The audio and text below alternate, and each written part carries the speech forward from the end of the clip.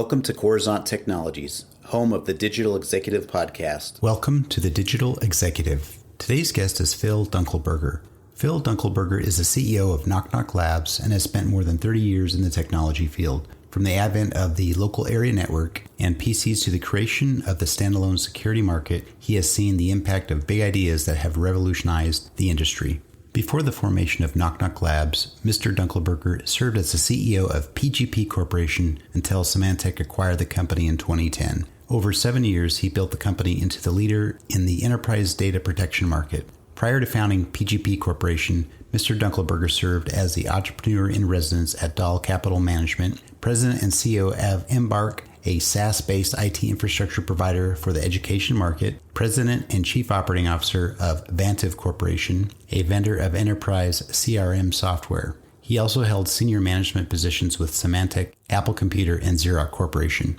Well, good afternoon, Phil. Welcome to the show. It's great to be with you this afternoon.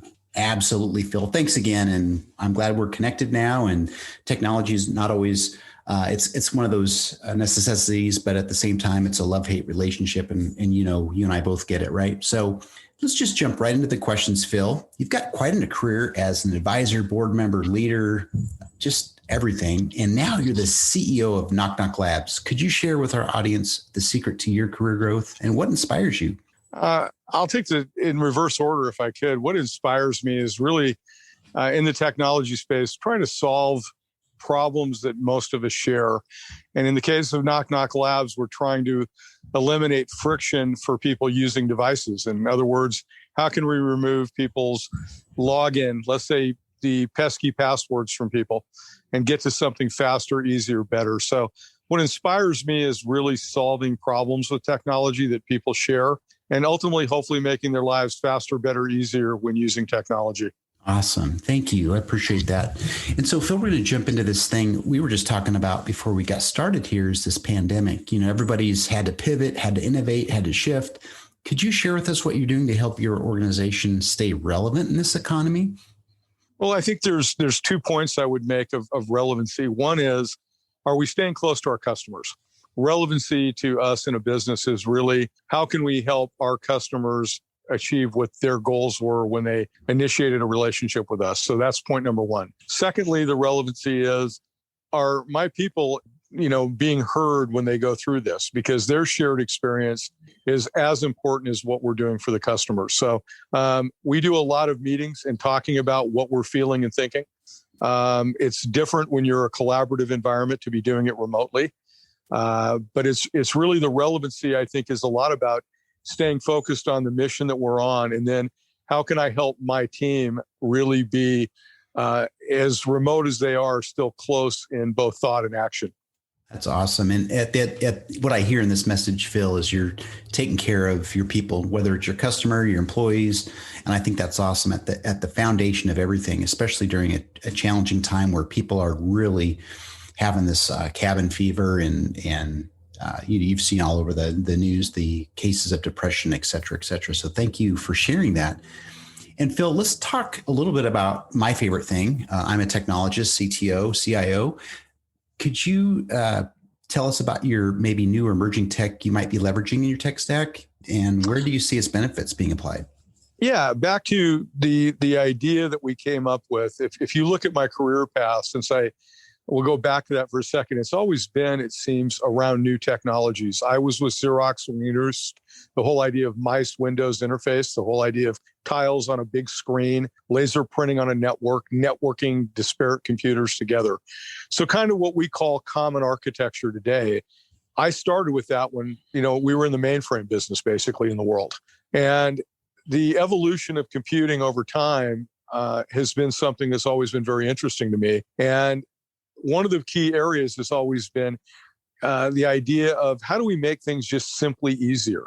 Going from a command line type entry, which somebody like yourself is good at, versus some people in the office environment that might not have been good. Having autocorrect and word processing capability were all big breakthroughs for people as they learn to use new tools.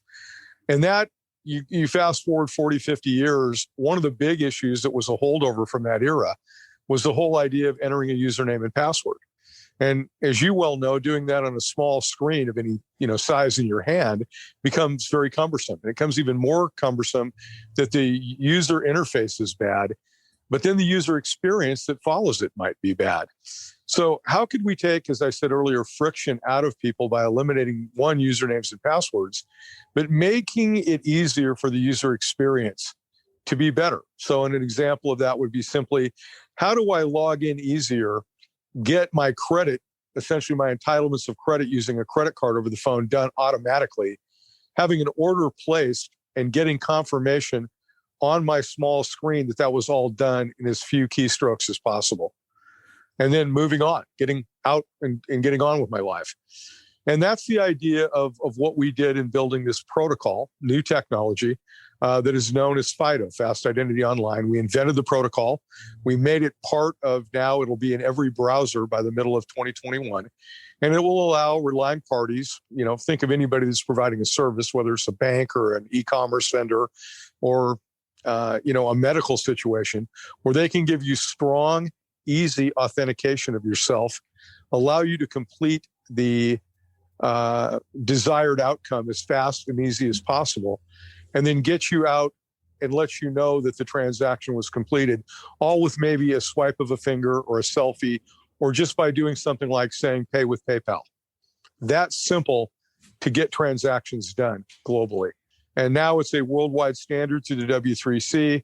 And now the exciting thing for me is seeing what cool things people like yourself and your business will come up with if they can use this capability.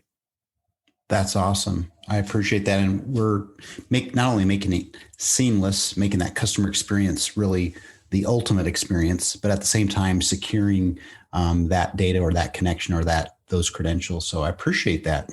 And Phil, let's last question here. Can you share something from your career experience that might be helpful for those looking to grow their career in either tech or leadership?